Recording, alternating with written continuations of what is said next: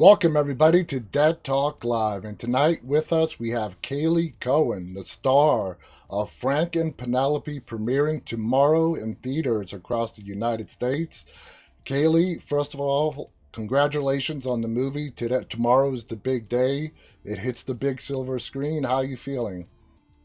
I'm really excited. I'm excited that I get to share this movie with an audience, and I'm really excited that it's going to theaters. And I wish I would have seen it in theaters. I still probably am going to. I've seen it twice already.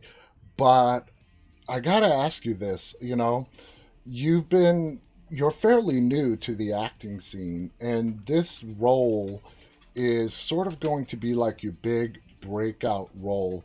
When you officially booked it, and you read the script, did you think that this might be the role that I've been looking for so far in my career?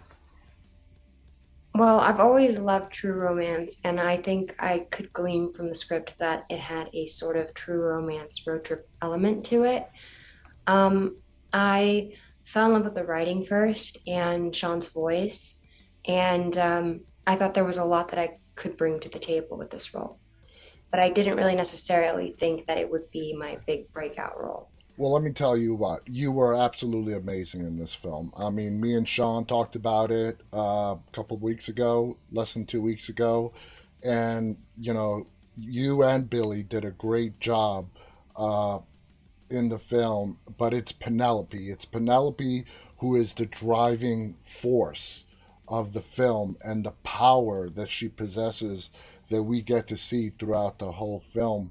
As you were reading the script and you saw the kind of performance that it was going to entail from you, did it make you feel nervous? Were you confident that when shooting began, you were ready to bring everything you had to the table? I was pretty confident. I was also had talked to Sean, and I think that he had a really strong and clear vision for this project. And anytime I would ask him a question, he always had an answer. He always had a reasoning for why something was in the script. And that made me feel confident and comfortable as an actor because I like to know why things are happening. Yeah. And building a backstory for my character was one of the first things I started with. And I think that she's the kind of character that uses her sexuality in order to navigate the world, and she uses it as a sort of survival, a Hmm. means of survival. And I think she understands how much power is in it, but it is almost to her detriment. Because it's I think something that at least I think that it's something that from a young age was something that she possessed and was looking for true love this whole time. And we're going to get to her survival instincts in a second. We heard from Sean how you got the role. Uh, Sort of like he got all these audition tapes, and then somebody said, come check out this girl. And he immediately saw you as Penelope. Is that how you remember it? Did you have to do any extra lobbying with Sean to nail down the role of Penelope? I auditioned for the role. It came through my agents, and TU is the casting director, and she reached out directly. And I auditioned 3 times for it, though, so I definitely had to put in the work for the role. Now, there are several stories told in this film. You have the love story of Frank and Penelope, their pasts before they meet that night. Then you have the threat aspect in Act Two into Act Three, and all the challenges that you guys face and are going to continue to face when the movie is over. Uh, Sean did a great job, in my opinion, putting it all together and making it into one cohesive story. What was it like working with Sean behind the camera as he was directing this narrative? It was a lot of fun to work with Sean. He is such a poetic person and so thoughtful. And he's an actor. So I think for me, working with him was like he understood what the process was like for an actor, and so he could communicate in ways that made sense to us. Hmm. And he also had this grit and determination on set that was, we were in really tough conditions filming this movie, extreme heat and in a ghost town. And he had a sort of leadership that just really, captained the ship. The story does not work unless the audience feels the chemistry between your character Penelope and Billy's character Frank, and we do. It is just, I mean, you can't help but as the audience fall in love with the couple. Uh, was it challenging to create that chemistry to bring to the audience? Did you and Billy have talks? Did you have talks with Sean? How did it all come about? Well, Billy's a great actor, so it was a lot of fun to get to work with him because every day he showed up and he gave it 100%. And we also, because of the circumstances that we were living in, we were all going through this together and living really close. We lived in the same building and had to, become friends with everybody. And Mm-hmm. I think that definitely helped us create this chemistry when we were working on set. You can't help but compare the both of you to Marilyn Monroe and Billy to James Dean and the vibe that you guys put out there. And Sean confirmed this that that's what he was going for. How do you feel about that aspect of the film? You know, the whole Marilyn Monroe, James Dean, the two characters coming together, falling in love. What are your thoughts on that? I think it was a great casting choice on TU's part. I think that this film is intentionally a genre building. It's like genre bending, and it has these tropes, but then it goes and it breaks those tropes. It shows us like, okay, here is someone who could be a dumb blonde character or a James Dean or a Marilyn Monroe, and then it kind of at the end of the film it takes down that facade and says, um, you know, after like a long time of fighting and finding who that person really is through the script. She's one of those people that is like faking tears and Yeah. faking sort of like she has an act going on. And I think that he's able to break down that act and show the real side of her. Like I said, you guys really nailed that whole 50s, 60s vibe. Did Sean ask you, or did you do it on your own? Like, watch any of those old films on how the love romance was built up on the screen and the way they talk to each other to give it a more authentic feel? So I had seen True Romance, so I was kind of bringing some of those elements to the table, but I had never seen Thelma and Louise before. So I watched that. I watched um, Natural Born Killers. I watched. There was another movie that I watched that I hadn't seen that added to that character. I, He gave me a list of movies that he thought I should watch. I gotta tell you, before I watched the movie, because you mentioned Natural Born Killers, and I just read the synopsis, I thought this was going to be sort of like a Bonnie and Clyde Natural Born Killers, where the two of you meet and you guys go on this horrendous murder spree. That's not what this movie's about. It's not. It's the complete opposite. But it's funny that you mentioned it because that's exactly what I thought about. Now, you said this as well. Penelope is a survivor. She's smart. She knows what her talents are, how to use them to survive in life. But all we really know about Penelope's backstory is that she works at a strip club. We really don't know anything about her beyond that so far. So you said that you developed a backstory to bring Penelope. You want to? Do you feel like sharing what her backstory looked like to you? Yeah, of course. I did a lot of research for this film. Not only did I watch movies, I also wrote down what her backstory was in great length. And whenever she would say something that I was like, well, that seems weird. Why would she say that? I would ask Sean. And then for me, the backstory of Penelope is something along the lines of at an early age, something happened to her where I think her sexuality was used against her. And then as a way of having power back, she overcompensates and she understands like the power of it. and then finds herself in this like really bad end of the road circumstance in her own way. For Frank, he is a blue collar worker he he ultimately sees his wife cheating on him Mhm. and then ends up at the strip club. But for her, I feel like that was something that society kind of put her into. I think that she found herself there and was having a hard time getting out of those circumstances and out of the person that she made herself out to be, which is Penelope. She doesn't even identify as Penelope because Mhm. it's like I think so far removed from who she actually feels like is herself. And then when she meets Frank, she does fall in love with him, but I think she is scared to let herself be in love with him because that's not, all of her survival instincts have told her to do the opposite, that it's not safe to be in love with someone, that they're not going to have her Yeah. back, that she's going to go on this road trip and he's going to leave her. That's what she thinks. And so when she lets down her wall and she gives him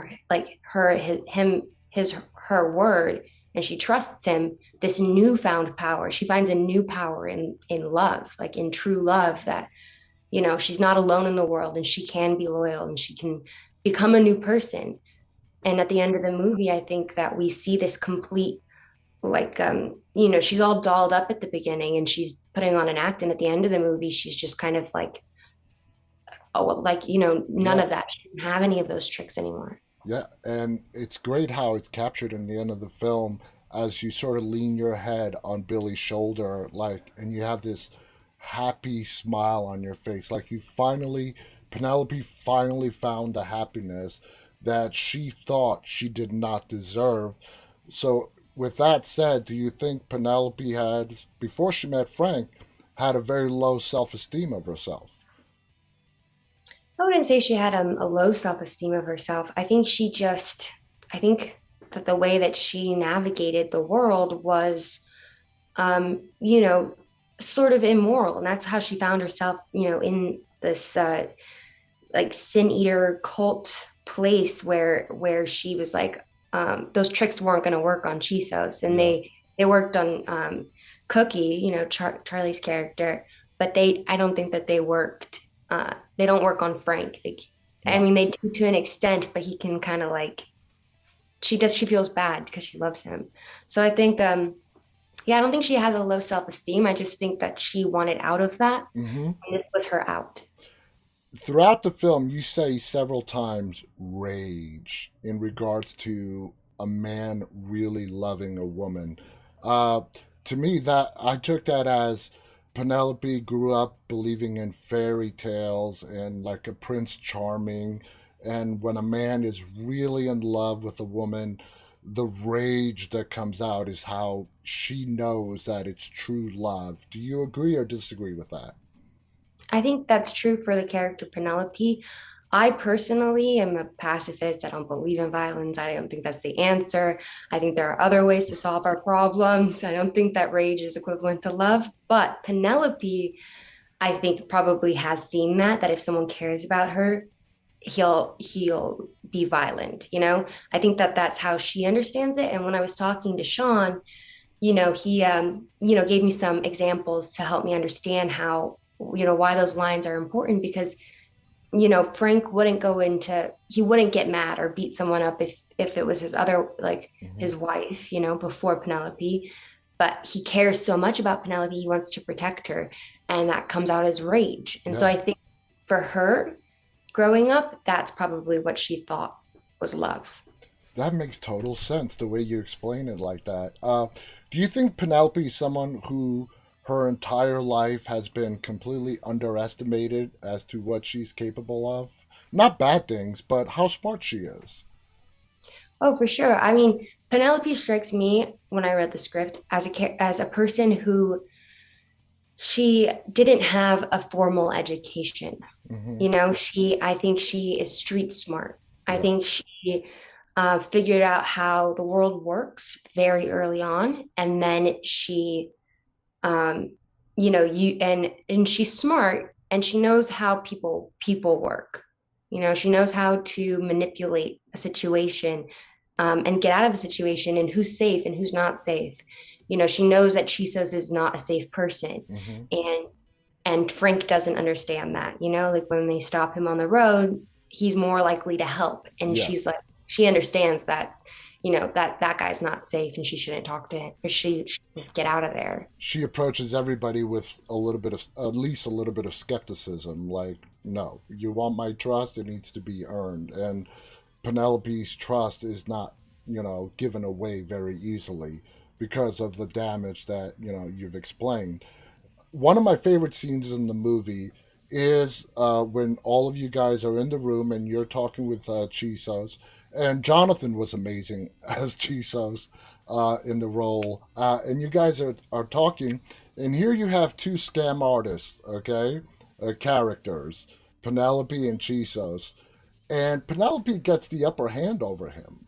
She fools him. She beats him at his own game in a way. Do you think that's a testament to how convincing Penelope is? Yeah, I mean, I think that demonstrates how smart she really is. I think she's playing dumb as a defense mechanism in these situations with men.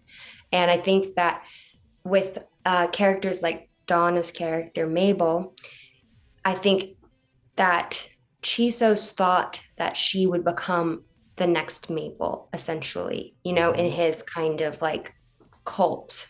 And that's not what happened because she, I think she had so much worldly understanding already that she was able to like trick him into thinking that he thought she was one way. He thought she cared about money or what she could get out of him, and that she would, ultimately go with him and sleep with him Hmm. and leave Frank. But I think that really Penelope is someone who loves and has loyalty. I think she's a loyal person deep down. So that she didn't fall for it, and she's also really smart. She wanted to get out of there, and Frank was kind of like, "No, it's safe." He didn't understand the danger that they were in, Yeah, and I think that she did. that's exactly right. She really just saw Penelope, saw that she was a stripper, and that's all he needed to know. And he just sort of labeled her as this one-dimensional person who, you know, makes money stripping and really has no smarts. And that's where he failed. That's where he completely underestimated her. Do you think by the end of the movie, Penelope's days as a scam artist are done? I think so. Yeah, I think that we get the sense from Penelope early in the film that she's tired of the life that she's living, and that she wants an out. And that is why she goes on the road trip with Frank. Frank makes that Thelma and Louise reference because he wants to end his life. Yeah. And he's at the end of his road too. And I mean, that's why they get together, and why they find why this bond happens between Frank and Penelope, because they're like fending for their lives, and now all of a sudden they have a reason to live, which is love, you know? What do you, So, yeah. what do you think, when Penelope and Frank realize what's going on at that motel and see the full magnitude? Um, Penelope, she comes under a serious threat, but she plays it cool, and that's where her street smarts really come up again. Is that just, again, her just being really smart, assessing whatever situation she is in, adapting to it to benefit herself and save her life in this case? Yeah, I don't think she wants to go back to her old ways, but she does at the end of the movie with Charlie's character, Charlie Kuntz, who plays Cookie. She does it with him, not because she wants to, but because that's the way that she knows how to survive. In this circumstance, she is actually doing it to save her life. And I think that's kind of um, an example of how, she's been on a pole, right? Yeah. And had these tactics, like moving the table over and giving him a lap dance, and showing her body to him, and seducing him. And now she's behind bars, and she has to get out of the pole. She has to get out from the poles, and she has to seduce him, and somehow trick him into setting her free. That's the only way she knows how. It's the It's only, her yeah. weapon. So with the movie coming out tomorrow and being released to wide audiences across the country and so on, are there any fears that you have about Penelope, being misinterpreted by some viewers? I know this is kind of a vague, general, sort of stupid question, but I got to ask you because Penelope is so multi-layered and is really a complicated character. Do you really hope and pray that when people watch this and they see her, that they understand her right away, or is it better if they walk away from the film really thinking about the character and how multi-layered she really is? Well, I guess I hope that they walk away from this movie and it raises some questions. You know, I think it's fine if they don't agree with her way of being. And it's okay if they judge her, but I hope that it gives them a little bit of empathy, for people in those situations, for people who have had to use their sexuality to survive Yeah. or have done that, and that they can become new people, and that I hope that they can have some empathy for her and root for her. But you know, she isn't a perfect person, and not a lot of people. No one is a perfect person, No, actually. no, No one far is. So from it. and she's very vulnerable. This character, lets her guard down, and I hope that they can just have fun watching the movie. It's not supposed to take itself too seriously. It's she. I played a trope character, which is kind of like, well, the fun of it. It's Yeah. like a fun horror movie that it should just be entertaining, but also raise some questions for people to, have a little more empathy for other people. I've asked this question before to other actors, and each project is near and dear and special to them in different ways. Where does Frank and Penelope sit with you so far in your career? Well, all the people I made the film with are very close to my heart now. And it was a very special time for me because I feel like I could understand Penelope and I brought a lot of myself to her. And there's also aspects of her that are not like me, but that, by getting to know her more, I think, and turning up those qualities of myself, it's kind of helped me to grow as a person. So I think it's always going to be a very special film to me. And of course, all the people I made the film with are very close to my heart. You were I mean, I can't say this enough. You were fantastic as Penelope. You brought the character to life, the different layers, the she's not a simple character, and you nailed it.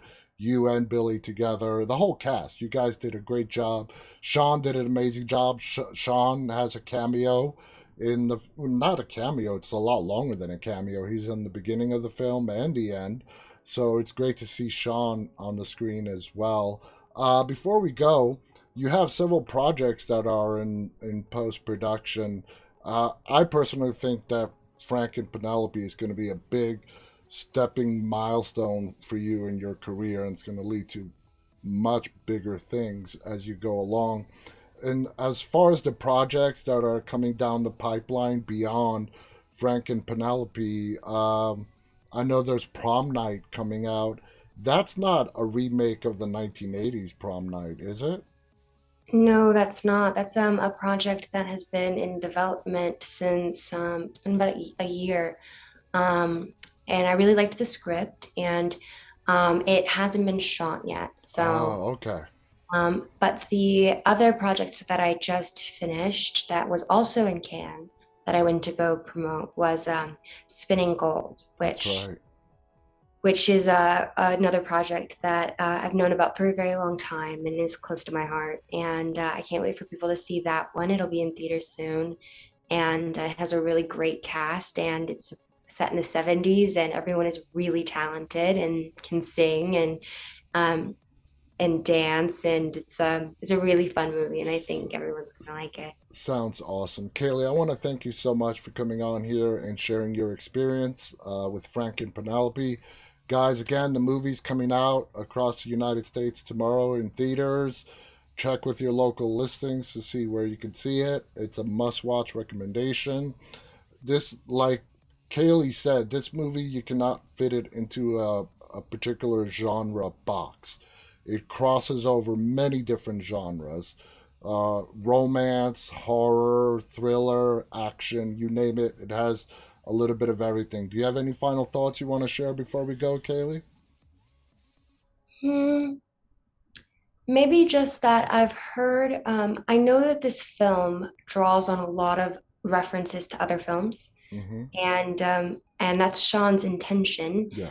And it also draws on things like musical references, like when he wrote the script, there's a whole soundtrack that Mm-hmm. he wrote it to, a bunch of new songs that I discovered, but also it has it makes references to poems and it makes reference. There's so many Easter eggs in this movie. Yeah. It makes references to even the Odyssey at some point, like if you've read the Odyssey, you can make connections between Penelope and Homer's, that, Yeah. and you can also make connections with, you know, um, there is a story about the girl with the dancing red shoes and the Wizard of Oz and the symbolism behind the red sparkly shoes. Yeah. So there was a lot of thought and Easter eggs that are in this movie.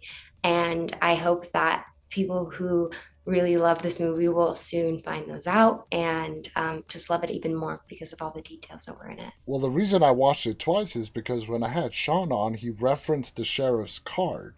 And I didn't pick up on that, so I had to watch it again and see what he was talking about. We're not going to spoil anything, but it's very cool. He did put all these really cool Easter eggs throughout the whole film. Again, I want to thank our guest Caylee Cowan for being here with us tonight. The movie again is called Frank and Penelope, coming out tomorrow. Don't miss it. You got to check it out. I want to thank all our audience who tuned in live and those of you who will watch this later on. On behalf of Caylee and myself, stay safe and stay walking. Good night, everybody. Good night.